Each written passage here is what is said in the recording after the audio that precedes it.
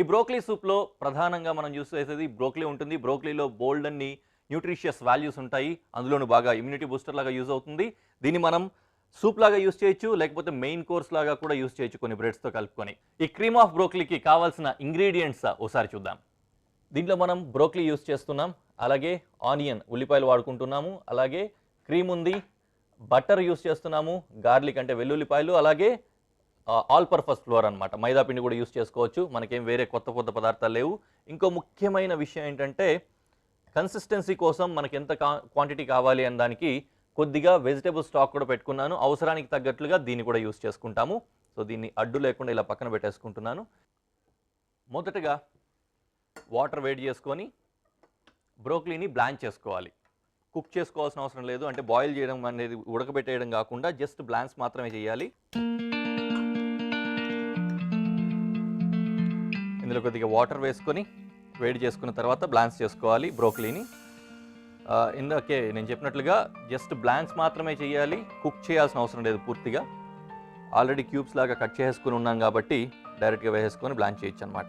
Sizes గురించి మనకు పెద్దగా వేరియేషన్స్ ఇలాంటివి ఏం అవసరం లేదు. ఎలా కట్ చేసుకోవాలి ఏంటి అనడానికి రీజన్ ఏంటంటే వీటన్నింటిని మళ్ళీ మనం గ్రైండ్ చేసుకుంటాం కాబట్టి ఏ సైజు ఉన్నా నలిగిపోవాల్సిందే. ఓకే, ఇది ఇలా అవుతూ ఉంటుంది. ఈలోపు మనం ఆనియన్స్ అవి కూడా కట్ చేసేసుకుంటాం.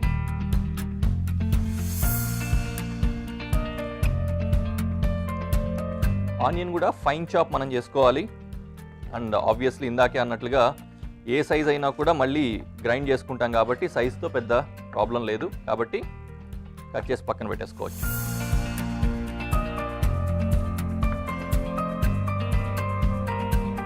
గార్లిక్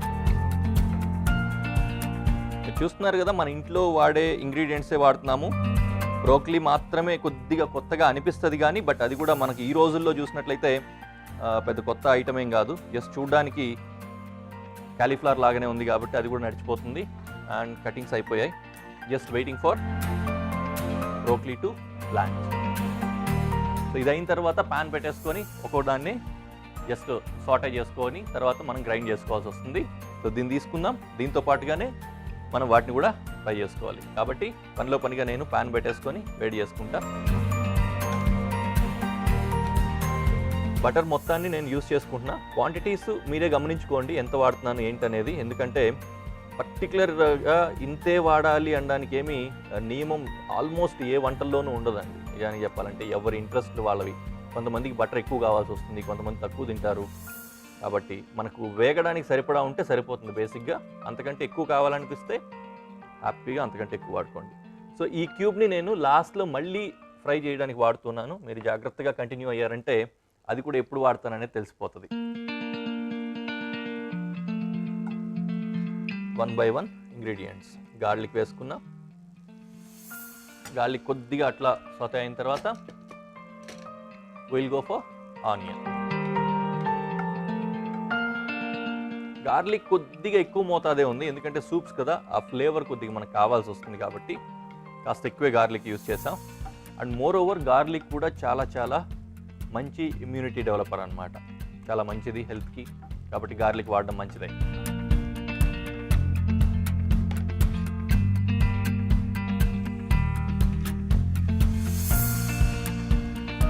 సరిపోయింది. చూస్తున్నారు కదా, బటర్లో వెల్లుల్లి అలాగే ఉల్లిపాయలు రెండు వేగుతూ ఉంటే నిజంగా ఇక్కడే గుమగుమలు అదిరిపోతున్నాయి. మంచి ఫ్రేగ్రెన్స్ తోటి అద్భుతంగా ఉంది. అండ్ బ్రోకలీని ఆఫ్ చేసుకున్నాను, అది కూడా రెడీ అయిపోయింది కాబట్టి డైరెక్ట్గా స్ట్రెయిన్ చేసుకున్నట్టుగా చేసుకొని దాంట్లో వేసేసి వేయించేసుకుందాం.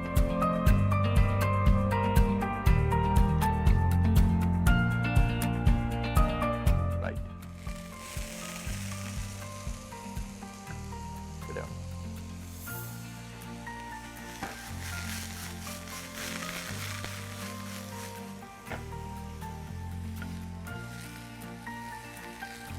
కొద్దిగా ఆ రెండు ఆల్రెడీ మంచిగా వేగిపోయాయి. దాంతోపాటుగానే కొద్దిగంత బ్రోకలీ సాతే అయిన తర్వాత దీన్ని గ్రైండ్ చేసేసుకుందాం. రెడీ అయింది. కొద్దిగంత ఫ్లోర్ యాడ్ చేస్తాం. ఫ్లోర్ బేసిక్గా కన్సిస్టెన్సీ కోసం అనమాట. మనం దీన్ని మెయిన్ కోర్స్గా కూడా యూస్ చేస్తున్నాం కాబట్టి ఫ్లోర్ యూస్ చేసుకుంటాం. పల్చగా ఉన్నా పర్లేదు, జస్ట్ స్పూన్తో తాగేస్తాం అనుకున్నప్పుడు ఫ్లోర్ ఎక్కువ యూస్ చేయకుండా కొద్దిగా తక్కువ వాడుకున్నా కూడా సరిపోతుంది. రెండోది ఏంటంటే ఆ ఫ్లోర్ ఏదైనా సరే మనం పచ్చిపిండి వాడేటప్పుడు ఏంటంటే ఆ పచ్చి వాసన వస్తూ ఉంటుంది, మనలో చాలామందికి అది నచ్చదనమాట. కాబట్టి అది కొద్దిగా బటర్లో కనుక వేగిందనుకోండి మంచి టేస్ట్ వచ్చేస్తుంది. సో రెడీ అయిపోయింది. దీంతో పాటుగా we're going for vegetable stock.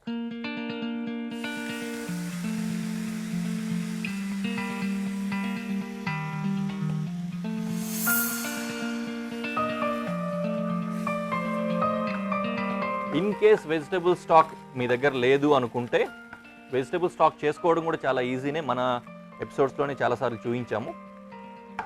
In case మీకు వెజిటబుల్ స్టాక్ లేదు అనుకునేలా ఉంటే మాత్రం మీరేం దీన్ని ఆపేద్దాం వెజిటబుల్ స్టాక్ లేదు కదా అనేం ఫీల్ అవ్వకండి. శుభ్రంగా మనం వాటర్ యూజ్ చేసుకోవచ్చు, నీళ్లు పోసుకున్నా కూడా సరిపోతుంది అనమాట. ఇది తక్కువ అనిపిస్తుంది, ఇంకొద్దిగా యాడ్ చేస్తాం. ఫ్లోర్ యాడ్ చేసాం కాబట్టి ఏవైతే మనం వెజిటబుల్ స్టాక్ కానీ వాటర్ కానీ వేస్తామో దాన్ని అబ్జర్వ్ చేసుకొని దగ్గరికి తీసుకొచ్చేస్తుంది. కాబట్టి కొద్దిగా ఎక్కువ క్వాంటిటీ వేసుకున్నా బాగానే ఉంటుంది. And we're going for seasoning. Pepper ఇంకా సాల్ట్ వాడుతున్నాను సీజనింగ్ కోసం, వేరే ఏం లేదు.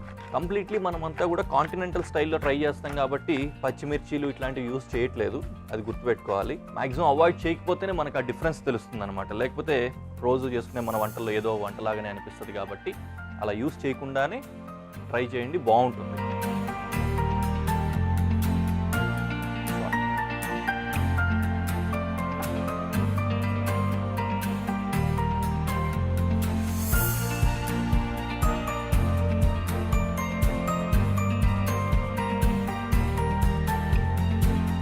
సో మనకి కన్సిస్టెన్సీ వచ్చింది కదా, దీన్ని కొద్దిగా చల్లార్చుకొని మిక్సీ పట్టేసి ప్యూరే చేసుకోవాలి. ప్యూరే చేసిన తర్వాత మళ్ళీ కొద్దిగా ప్రాసెస్ ఉంటుంది, మిగిలిన బటర్ వేసుకొని దీన్ని కొద్దిగా సాతే చేసుకొని క్రీమ్ యాడ్ చేసుకోవాలి. సో ఇది చల్లారిన తర్వాత మిక్సీ పట్టి నేను మీకు కనిపిస్తా.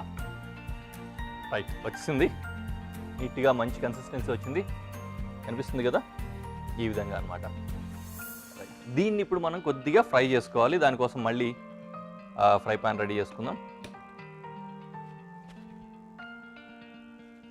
రిమైనింగ్ బటర్ వేసుకొని ఫ్రై చేసుకొని కన్సిస్టెన్సీ కోసం కొద్దిగా వెజిటబుల్ స్టాక్ కావాలంటే వెజిటబుల్ స్టాక్, లేకపోతే వాటర్ కావాలంటే వాటర్ యాడ్ చేసుకోవచ్చు. తర్వాత క్రీమ్ వేసుకొని దించేసుకోవడమే అనమాట.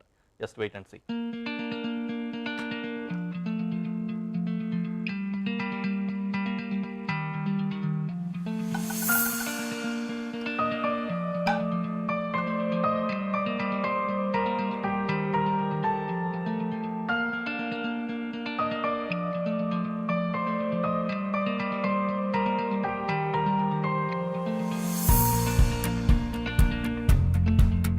థిక్ కన్సిస్టెన్సీ చూసారు కదా, చాలా చక్కగా వచ్చింది. ఒకసారి సీజనింగ్ సరిపోయిందో లేదో కూడా చూద్దాం.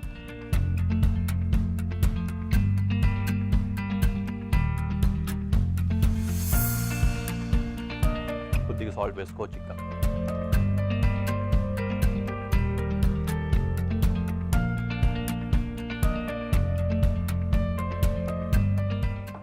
Little bit pepper. ఎంతైనా మనం ఏ డిష్ అయినా కూడా కొద్దిగా నాకు కారం అన్నా ఉంటే తప్ప మనకు ప్యాలెట్స్కి అసలు సూట్ అవ్వదు. అలా అలవాటు పడిపోయి ఉంటాయి మన ప్యాలెట్స్. కాస్త ఎక్కువైనా బాగానే ఉంటుంది.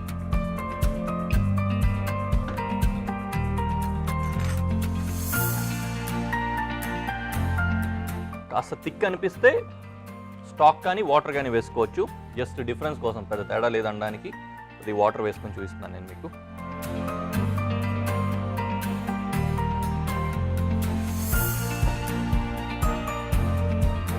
ఓకే, ఇది వేడైపోయి జస్ట్ అట్లా పొంగులాగా వచ్చే టైంలో క్రీమ్ యాడ్ చేసుకొని దించేసుకోవడమే. ఇదివరకే అనుకున్నాము క్రీమ్ యాడ్ చేసిన తర్వాత వేడి చేయాల్సిన అవసరం లేదు, తర్వాత మళ్ళీ కుక్ అవ్వాల్సిన అవసరం లేదు. ఇన్ఫ్యాక్ట్ ఒక్కోసారి అది కర్డులు అయ్యే అవకాశం కూడా ఉంటుంది. కాబట్టి క్రీమ్ వేసి వెంటనే దించేసుకోవచ్చు హ్యాపీగా. సూపర్బ్ కదా, మంచి కన్సిస్టెన్సీ వచ్చింది. అండ్ ఇన్ ద క్లైమాక్స్ కొద్దిగంత క్రీమ్ వేస్తున్నా. ఓకే, అండ్ కలిపేసుకొని ఒకేసారి ప్రెజెంటేషన్లో కలుద్దాం. ఎందుకంటే కళ్ళతో ఫస్ట్ చూస్తాం కదా, కళ్ళతో ఫోన్ చేసిన తర్వాత తింటాం కాబట్టి ప్రెజెంటేషన్కి వెళ్ళిపోదాం.